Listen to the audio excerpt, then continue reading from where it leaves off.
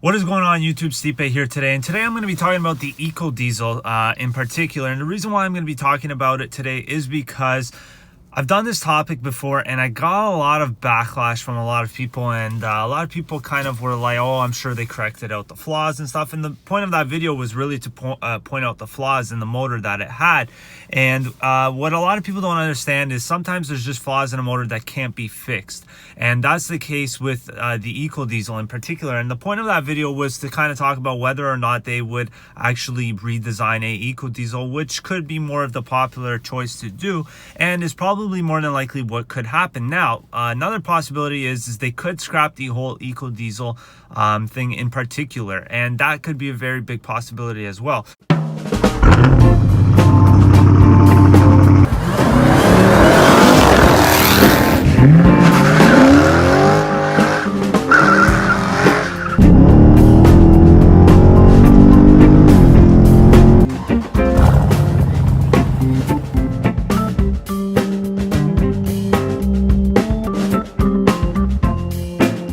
So if you are familiar with the diesel motors that Chrysler has had in previous years, typically the only diesel motor we are familiar with is the Cummins motors in particular. Cummins is a diesel company that was hired by and did a contract together in the late 80s with Chrysler. And what it was specifically made for was the 2500s in particular, and the diesel trucks, so that this way, you know, you had more towing capacity, more reliability, and it took off sales for the Ram. It's actually probably one of the biggest reasons why Ram is as popular as it is today. Chrysler pickup trucks could actually never compete with Chevy or Ford up until that motor was actually released into those vehicles. So this is kind of an update on kind of that whole story and why I think the ECODIESEL is a huge flaw. So if you are familiar now with the ECODIESEL in 2014, it was released into the Ram 1500s. It is not available in the 2500s. It was specifically designed for the 1500s. Now, if you do know also that there was actually a Cummins motor that was designed for the 1500s. Now, this was prior to Fiat taking over or joining, I guess you could say, with Chrysler and becoming FCA. This was back when the Chrysler and Mercedes era were together, and Cummins was designing a diesel motor probably for the 1500, and a lot of people say that it is the one in the Nissan Titan. Now, whether that is true or not, we don't know, but what we do know for sure is that a motor was designed for our Ram 1500. Nissan ended up actually getting the contract and ended up putting it in their pickup truck, which is a shame because the ECODIESEL actually sucks. And I hate to say that because it is a shame.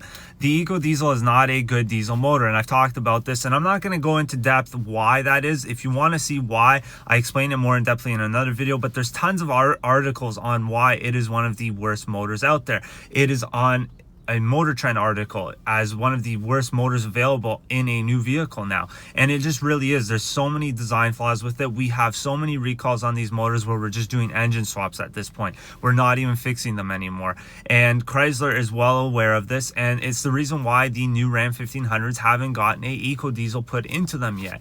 And they are saying it's going to, but now that could be changing, and we don't know that for sure.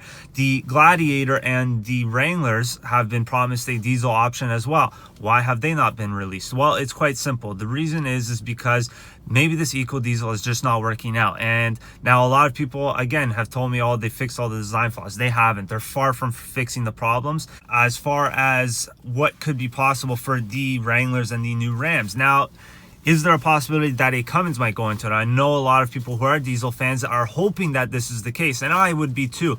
I own a 96 Ram 1500 or Ram 2500 with a 12 valve Cummins. I absolutely love it. If you've watched my videos, I've done videos on this truck. It's a clean truck, and it's got, you know, 500,000 kilometers on it, and it hasn't had a single problem. Why? Because that is a good diesel motor. Good diesel motors are made to last typically around 1 million miles. It's just what they're known for. If you look at Detroit diesels, if you look at Internationals, Cummins, those are motors that are actually just built to last. And it's the same thing with Ford. When Ford started making their Power Stroke, they've had nothing but problems. And I know a lot of Power Stroke guys are going to complain because they don't like when I bash talk the Duramax or the Power Stroke.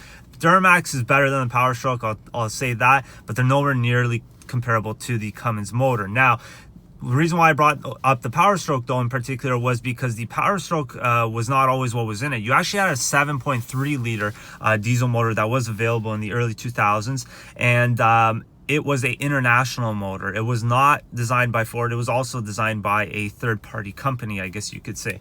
And that's the thing, when you have a actual diesel company making your motor, it's going to be a lot more reliable, just because that's what they focus on. That's all they do, is they only make the diesel motors. So now for you to be now thinking that, you know, Chrysler's going to be able to fix the problems they've had with their EcoDiesel, or they're going to come out with a new one that's going to be better, chances are it's probably not going to be a whole lot better, because at the end of the day, Chrysler hasn't really ever made a diesel motor. It's not something that they're known for. Biggest flaw with American car companies is, or American manufacturers when it comes to you know, GM, Ford, and Chrysler, is they've just never been familiar with diesel motors, because it was never a popularity here in North America up until a couple of years ago, because, you know, gas wasn't extremely expensive here like it was in Europe, and, you know, throughout this, you know, 50s, 60s, 70s, you know, until the gas crisis, it was really not even spoken of diesel motors. So, you know, big V8s is really what powered most American cars.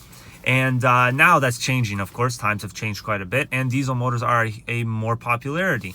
And it's no surprise that they're, you know, that the American companies are trying to figure out how to benefit from this. Now, if you look at, you know, there are like the Chevy Cruze, which have diesel motors. Again, it's not Chevy that designed that. It's actually an Opel, you know, diesel motor design that you're looking at. And that's the thing, is German companies, or sorry, not German, but European companies are more familiar with diesels in particular.